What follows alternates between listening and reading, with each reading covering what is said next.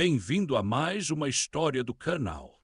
Mais uma vez Deus aqui e vou te guiar por mais uma história famosa da Bíblia, a Santa Ceia. Não esqueça de seguir, dar o like e ativar o sininho. Neste dia, a cidade vibrava com a proximidade da Páscoa, e a cada esquina de Jerusalém parecia haver uma multidão a mais, uma voz mais alta, um cheiro de pão e especiarias que brigava com o calor do fim do dia.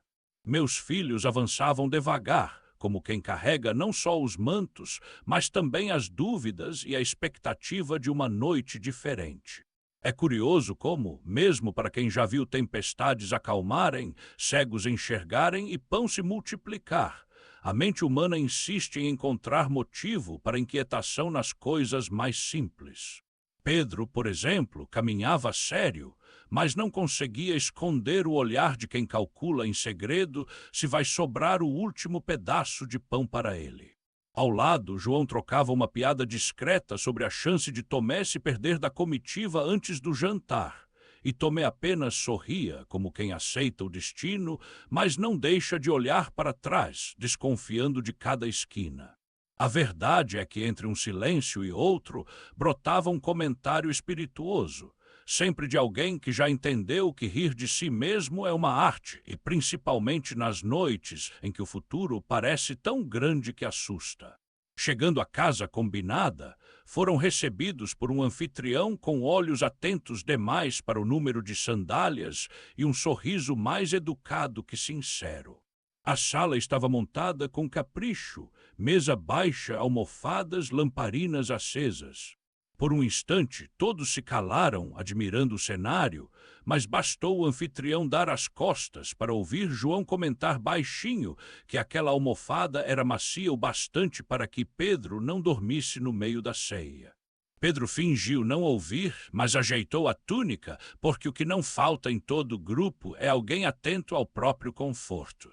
Acomodados ao redor da mesa, alguns trocaram olhares, outros começaram a observar o pão com a seriedade de quem escolhe as armas para uma batalha. Eu, olhando tudo, pensei em como a humanidade sabe ser bela até nos seus momentos mais desajeitados. O vinho circulou e houve aquele instante clássico em que todos fingem não querer beber primeiro. Mas é claro que Tiago deixou o cálice girar até parar exatamente na sua frente. Às vezes, o sagrado e o cotidiano se cruzam assim, num gesto simples, quase como um segredo.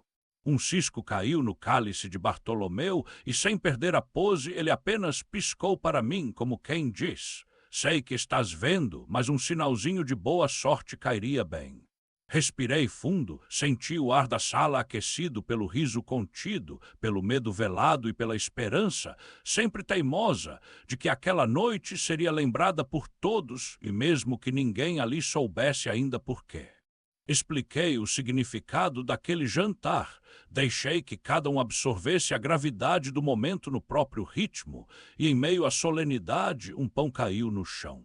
Não precisei olhar para saber que Pedro fez uma expressão de quem culpa o destino, e João segurou a risada para não desrespeitar o clima. A noite só estava começando, mas já trazia o perfume dos grandes encontros, misto de expectativa, apreensão, reverência e uma pitada de bom humor, daquele que só se revela para quem sabe olhar além do que está à vista. E assim, entre sombras e lamparinas, começou a última ceia. E mesmo conhecendo o fim, admito, ainda me surpreendo com a beleza do improviso humano. O ambiente da sala parecia conspirar para que cada gesto ganhasse eco, e até o barulho do vinho sendo servido se misturava ao som dos dedos nervosos batendo nas tigelas. O pão passou de mão em mão e ninguém ousou morder o primeiro pedaço, como se houvesse uma ordem invisível a ser seguida, ou como se todos tivessem medo de descobrir que, desta vez, talvez não fosse multiplicar. Bastou um olhar de Pedro para João e a hesitação foi quebrada, mas não sem antes João avisar, com aquele tom que só os mais atentos notam, que se Pedro comesse mais rápido que o normal, ninguém sairia dali com fome. Pedro deu de ombros, mas escondeu o pão atrás da mão, achando que assim enganava até a mim. Eu só observava, sorrindo, porque esses pequenos rituais são mais sagrados do que eles imaginavam. Houve então aquele silêncio característico que precede toda conversa importante, o ar pesado de expectativa, enquanto todos aguardavam pela primeira palavra séria da noite. Em meio ao clima solene, alguém espirrou, não direi quem, mas posso garantir que não era o momento ideal para tal façanha.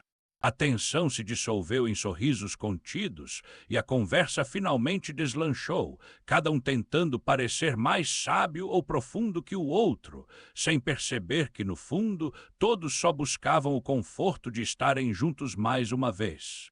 Expliquei com calma o valor daquele encontro, a importância de recordar as promessas e renovar a esperança mesmo nas noites em que o futuro parece um livro em branco.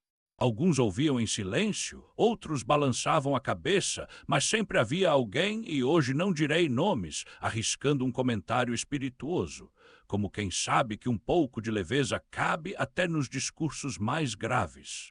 O vinho seguia circulando, e sempre que um cálice se enchia, alguém cochichava sobre quem seria o responsável pelo próximo acidente na mesa, só para testar o nervosismo dos vizinhos. Bartolomeu deixou cair uma azeitona e, sem perder a dignidade, alegou que era uma oferenda à sorte, o tipo de desculpa que só convence quem já queria rir mesmo. Respirei fundo. Deixei que aquele instante se alongasse, porque todo silêncio de grupo guarda em si a promessa de uma lembrança forte. Foi então que a conversa descambou para lembranças antigas, desafios do caminho, disputas amigáveis sobre quem era mais rápido no remo ou quem sabia mais parábolas de cor. E ali, entre confidências e piadas baixas, a noite foi se tornando menos pesada, mais humana, mais fácil de ser suportada. No fundo, todos sentiam a aproximação de algo grande, mas ninguém conseguia nomear. E talvez por isso mesmo cada gesto ganhava importância dobrada. Um pão partido, um vinho dividido, um olhar que diz mais do que qualquer profecia. E eu, do meu canto, absorvia tudo, certo de que entre lampejos de solenidade e lampejos de humor, meus filhos estavam aprendendo, sem saber, a beleza e o peso de se pertencer a algo maior que a soma de suas dúvidas. Assim, a mesa foi ganhando vida e o silêncio foi sendo costurado por vozes, suspiros e pequenos milagres de convivência. Enquanto lá fora a noite continuava, aguardando seu próprio papel na história. Era curioso como, mesmo com tanta história dividida naquela mesa, bastava um silêncio mais longo para todo mundo perceber que havia algo grande pairando sobre o pão e o vinho. As lamparinas tremulavam, lançando sombras nos rostos, e havia uma hesitação coletiva, como se todos aguardassem o momento certo para aquilo que ninguém queria dizer. Respirei devagar, sentindo que cada olhar sobre mim carregava uma pergunta não feita, um medo escondido entre os sorrisos. O clima da ceia era uma mistura improvável de solenidade e improviso, e vez ou outra alguém deixava escapar um comentário sutil, como quando Tiago, meio sem querer, notou que Pedro olhava para o pão como se fosse a última refeição da vida. Pedro fingiu indignação, mas ninguém acreditou muito. Bastou uma ovo de codorna cair e rodar até parar diante de Tomé para que alguém, sempre espirituoso, insinuasse que aquilo era um sinal, e Tomé, sem perder o ritmo, respondeu que só acreditaria se o ovo rodasse mais uma vez. O grupo riu baixo, cada um à sua maneira, tentando encontrar leveza para o peso crescente no ar.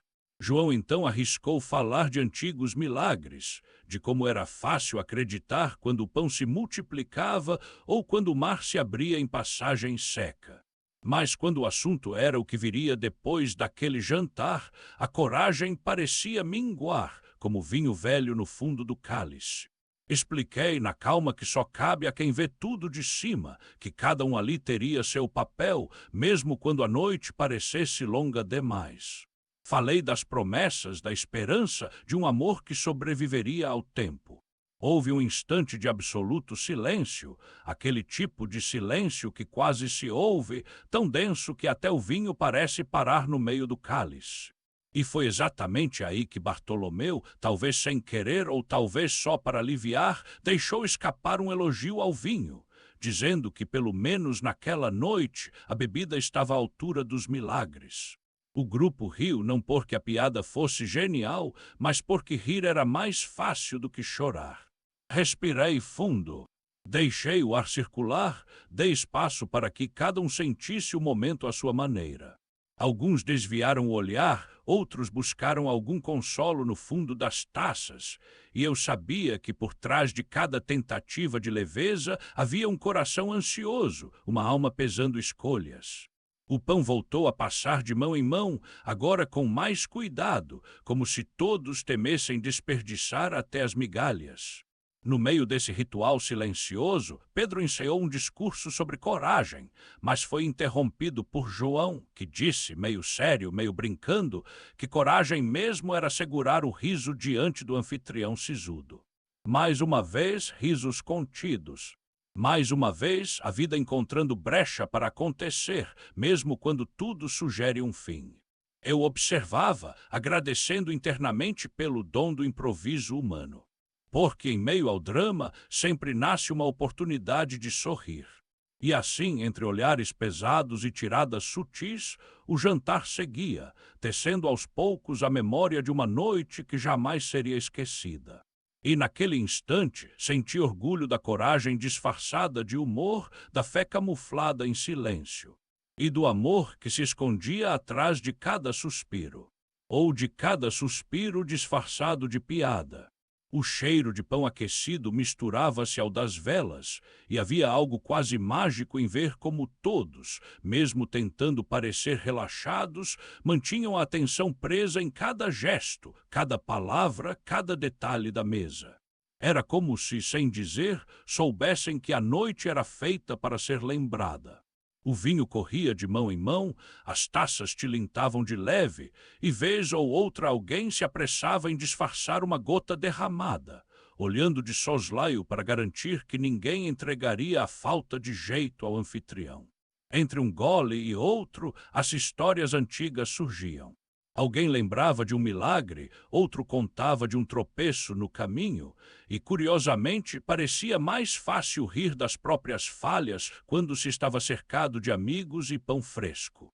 Em meio a tudo isso, Pedro resolveu que era hora de discursar, puxou o ar como quem vai proclamar uma profecia e anunciou, com toda solenidade, que naquela noite ninguém sairia sem dividir a última fatia de pão. João não perdeu a deixa e disse, de olhos semicerrados, que esperava ver Pedro dividir a própria fatia, já que até então não havia testemunha de tal milagre. As risadas foram abafadas, como se riso alto pudesse espantar a solenidade da noite, mas ainda assim ecoaram leves, ajudando o peso das promessas a parecer menor. Foi nesse clima de brincadeira respeitosa que falei sobre a importância de estar junto, de cuidar uns dos outros, de lembrar que acima do ritual está o laço que se cria entre quem divide pão e tempo. Cada um ouviu à sua maneira, alguns com olhos brilhando, outros fingindo desatenção enquanto disfarçavam a emoção. Houve quem cochichasse que, se dependesse da habilidade de alguns em repartir, ninguém teria o prato cheio. Respirei fundo. Deixei que aquela lição pairasse no ar, mais leve que o silêncio, mais profunda que as dúvidas que ainda rondavam cada coração. E então pedi que se amassem, não só ali entre velas e histórias, mas também lá fora, quando o mundo parecesse grande demais ou quando o pão não fosse tão farto. Era fácil rir juntos, fácil se emocionar diante do vinho, mas o verdadeiro milagre, expliquei, era continuar amigo depois da ceia, quando só resta a memória e a vontade de fazer o certo. Nesse instante, uma almofada escorregou da cadeira e o tom solene quase desmoronou junto. Mas João, rápido, recolocou no lugar, dizendo baixinho que até os móveis precisam de consolo em noites assim. O riso foi inevitável, e por um segundo tudo pareceu simples como deveria ser. Eu olhei para cada um, e entre uma promessa e outra, entre um pedaço de pão e um silêncio, deixei claro que ali, naquela mesa, estavam os primeiros fios de uma nova história. E senti orgulho do grupo que, entre tropeços, promessas e piadas sutis, estava pronto para aprender a amar. De verdade, respirei com eles e deixei que a noite seguisse, feita de promessas e de pão. A noite avançava e era estranho perceber como até o tempo parecia diferente naquela sala. O barulho da rua já não chegava, as vozes baixaram, como se todos sentissem que era hora de ouvir mais e falar menos. O pão ainda circulava, mas agora ninguém mais disputava fatias. Cada gesto era pensado, cada mordida parecia ter o peso de uma promessa antiga. O vinho passava devagar, como se estivesse ali para acalmar não só a sede, mas o coração inquieto de cada um. Entre um silêncio e outro, alguém arriscava uma piada discreta, como quando Bartolomeu murmurou que aquele vinho era bom o bastante para fazer até Tomé acreditar em milagres. O grupo sorriu não porque a piada fosse genial, mas porque sabia que às vezes rir é a única forma de suportar o que não se entende. Respirei fundo. Deixei o ar correr entre todos, senti o misto de temor e ternura, como se o sagrado e o mundano tivessem finalmente se encontrado na mesa juntos em paz. Falei então sobre a amizade, sobre a coragem de permanecer ao lado mesmo quando tudo parece incerto, sobre o valor do perdão e sobre a leveza de dividir a vida, não só o pão. Pedro quis saber se todos seriam capazes de aguentar o peso do que viria. João respondeu com aquele olhar seguro de quem acredita até o fim, e Simão, discreto, apertou o punho, como quem promete lealdade mesmo sem palavras.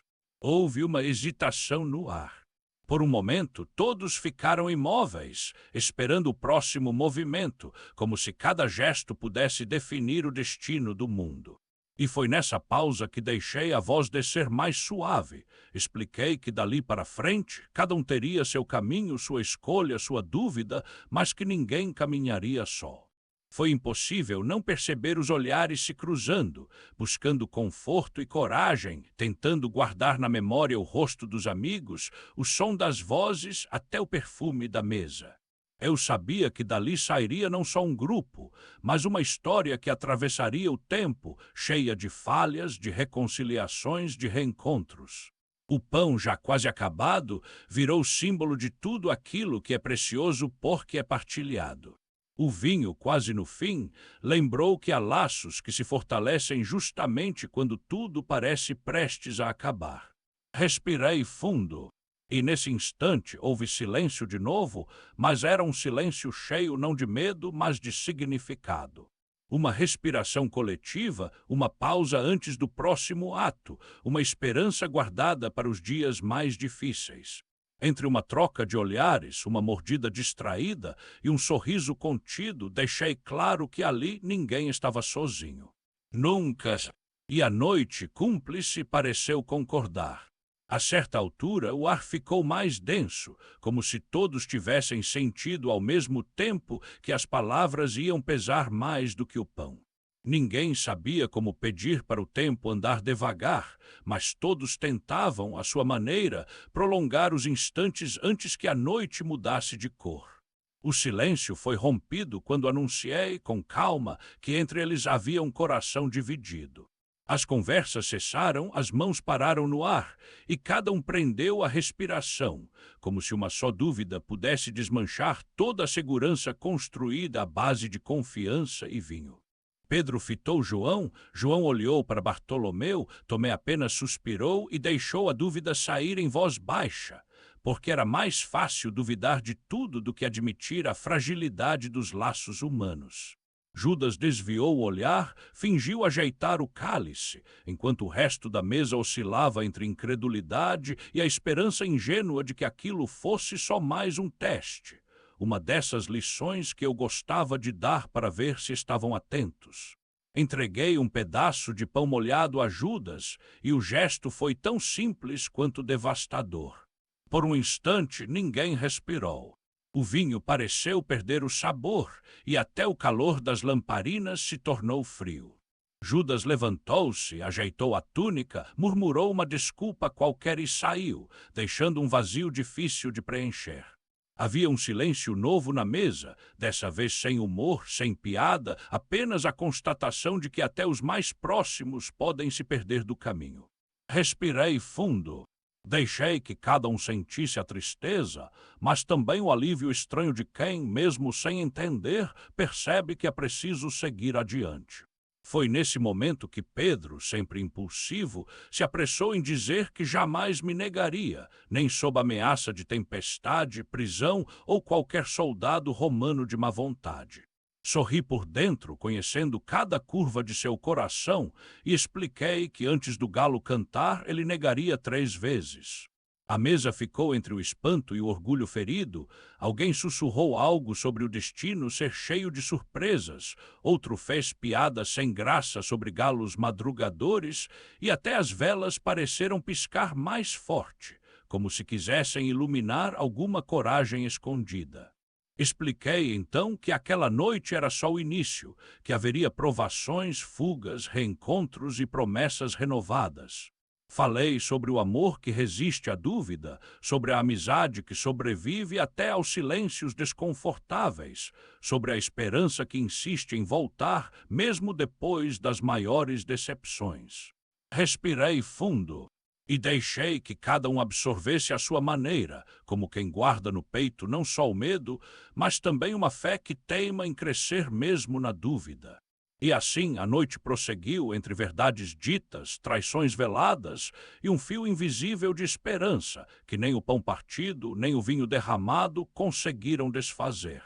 Após tantas revelações e silêncios, era preciso algum consolo, algum gesto que costurasse novamente o grupo e desse sentido ao que ainda estava por vir.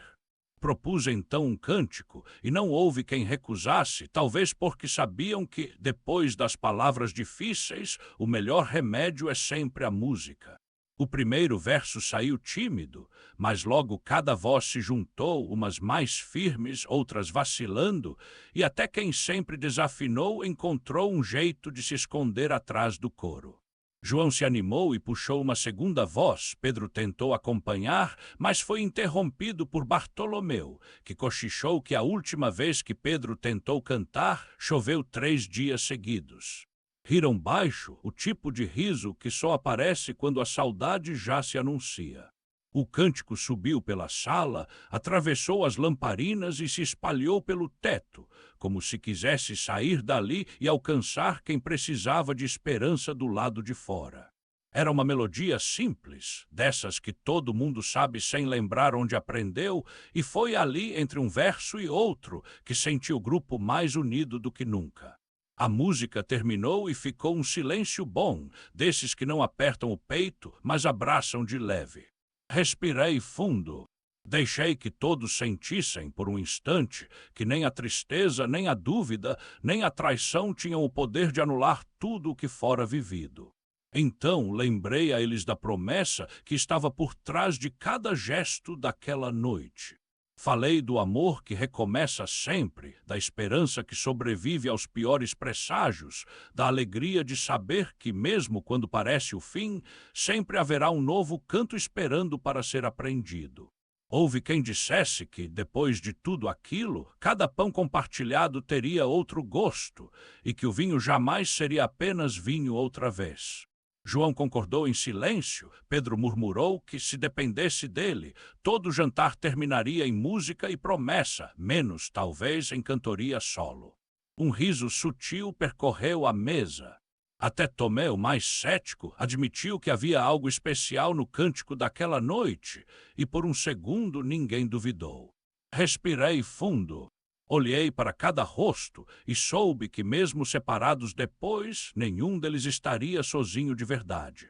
Porque o amor deixa rastros e uma boa promessa, quando feita com o coração, nunca se perde no tempo. E a noite, então, seguiu.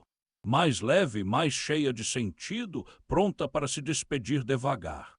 A sala ficou tomada por um silêncio diferente, não aquele que pesa, mas o que acalma, como se cada um tivesse encontrado um abrigo seguro no som do próprio coração. O pão já havia se tornado memória, o vinho era só um perfume no ar, mas as palavras trocadas, os olhares, os sorrisos e até as piadas discretas, tudo aquilo pairava, suspenso como um último brilho antes da noite terminar. O grupo se levantou devagar, cada um ajeitando a túnica, conferindo se não deixava nada para trás além do que devia, e até Pedro, sempre apressado, demorou-se um instante a mais, olhando para a mesa como quem grava um mapa para reencontrar depois. João foi o último a sair, passando os olhos pelo cenário, como quem sabe que aquela imagem vai lhe fazer falta. Na rua, a noite de Jerusalém era densa, mas a esperança andava junto, mesmo que tímida, mesmo que envolta em medo. A caminhada era lenta e ninguém parecia querer ir logo, talvez porque cada passo era um adeus pequeno, um convite silencioso para não soltar a mão do outro tão cedo. No caminho, alguém arriscou comentar que, dali para frente, cada pão dividido teria gosto de saudade e o vinho sempre lembraria promessas. Tomé, com aquela honestidade que só ele tem, disse que ainda não sabia se acreditava em todos os milagres daquela noite, mas tinha certeza de que nunca mais ia olhar para um cântico do mesmo jeito. João sorriu, Pedro resmungou algo sobre a falta de talento para canções, e até Bartolomeu, que quase não fala, confessou que se fosse depender da habilidade do grupo para dividir pão, talvez passassem fome, mas nunca solidão. Respirei fundo. Assisti meus filhos se afastando, cada um levando um pouco do outro, cada um com um novo segredo guardado, um novo medo, uma nova coragem. A noite seguiu seu curso, as ruas vazias foram testemunhas do começo de algo maior. Mesmo sem entender tudo, cada um sabia, no fundo, que aquele jantar tinha plantado algo indestrutível. Expliquei baixinho para quem ainda quisesse ouvir que a última ceia era, na verdade, o primeiro convite para recomeçar. Que o milagre maior não era o pão multiplicado, mas a amizade que resistia ao tempo e ao medo. Que as promessas feitas à mesa sobrevivem a todas as distâncias, e que, por mais difícil que seja a travessia, quem aprendeu a amar nunca caminha só. Respirei com eles. Deixei a esperança crescer devagar, no compasso das despedidas e das lembranças. E assim a história seguiu, carregada de risos, de silêncios, de saudades e de um amor que, mesmo depois do último pão, nunca mais deixaria de ser partilhado. Fim. Siga e dê o like para apoiar o canal Tamo Junto.